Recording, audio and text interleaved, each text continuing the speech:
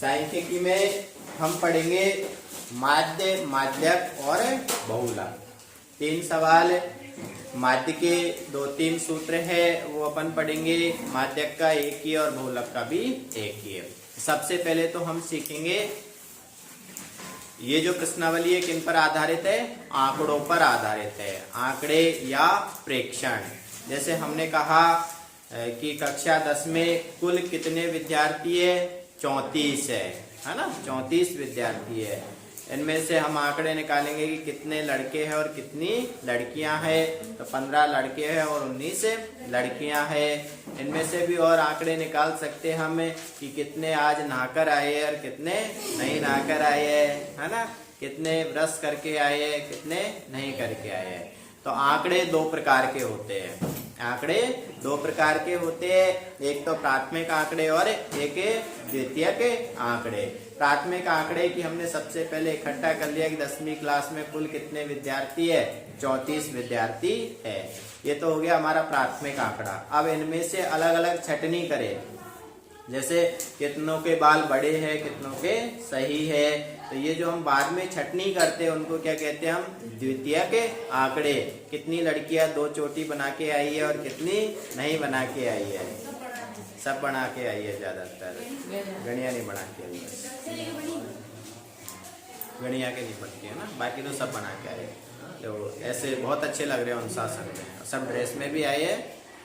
तो हमें क्या करना है, आंकड़ों से संबंधित जो भी सवाल पूछे जाएंगे माध्य, माध्यक और बहुलक के।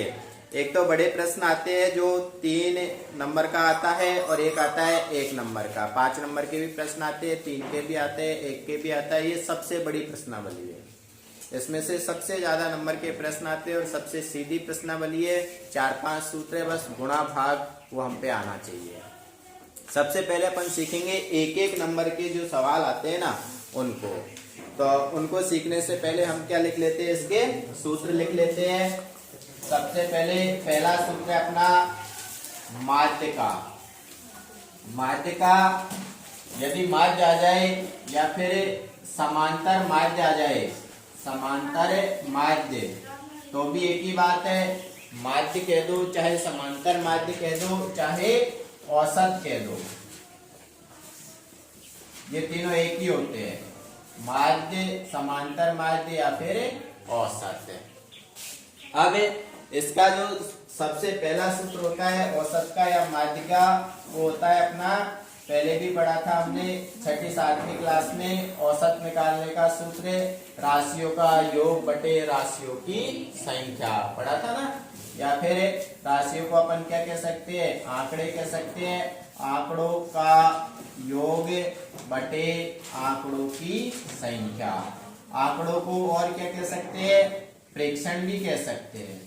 देखो पहला सूत्र माध्य कह दो, समांतर माध्य कह दो, औसत कह दो, एक ही बात है। उसका निकालने का सूत्र होता है या तो आंकड़े कह देंगे या फिर राशियां कह देंगे या फिर प्रेक्षण कह देंगे, तीनों एक ही होते हैं। राशियों का योग बटे राशियों की संख्या, या फिर आंकड़ों का योग बटे आंकड़ों की संख्या, या फिर प्रेक्षणों का योग बटे प्रेक्षणों की संख्या।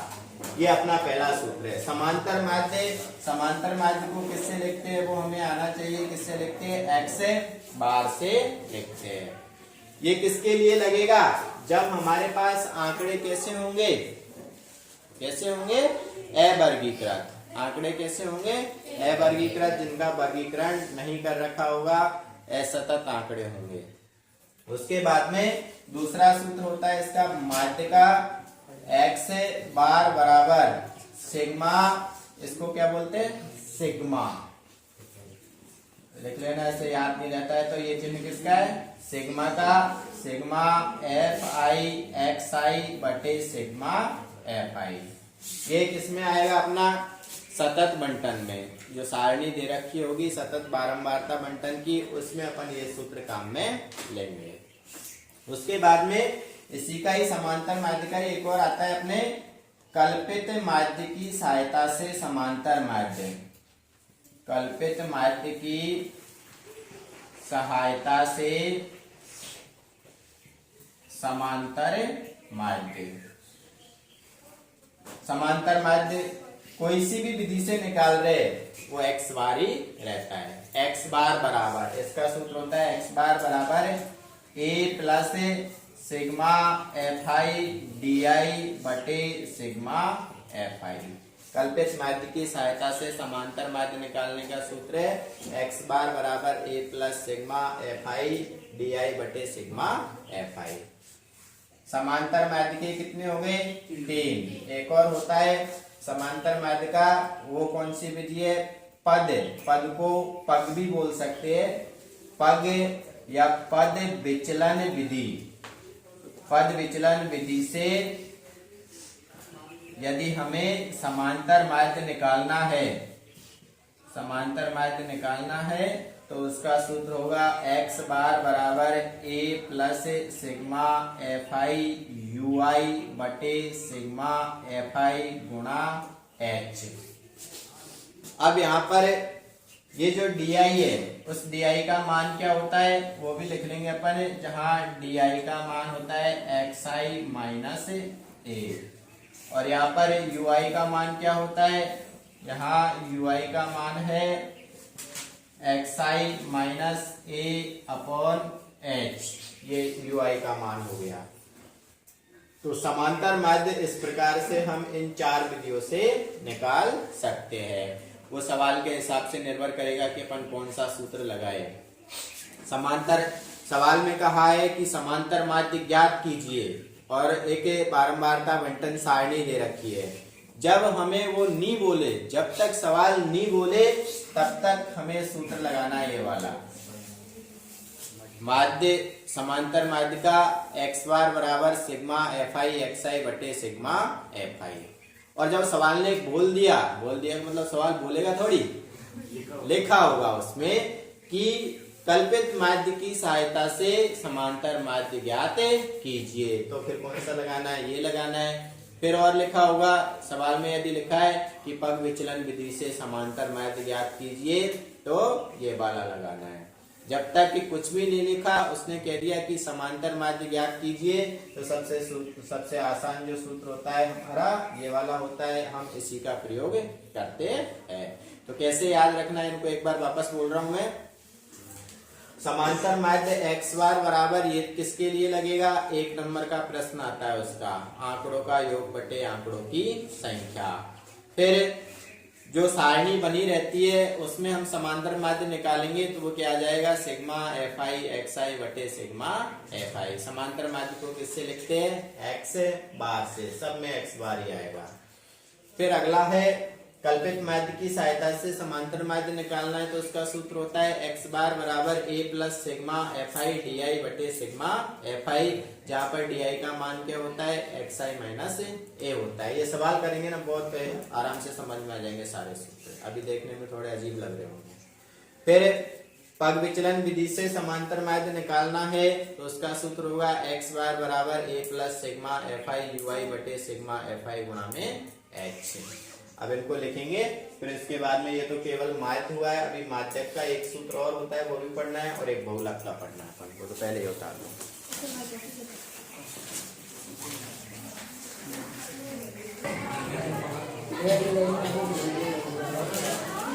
देखो माध्यक के सभी सूत्र पढ़ लिए अपन ने। अब पढ़ेंगे, पहले किसके पढ़े? माध्य के। अब पढ़ेंगे माध्यक के। माध्यक के और इसको क्या कह सकते हैं अपन? माध्यिका, एक ही बात है, माध्यक या माध्यिका। आया टाइम से आएगा।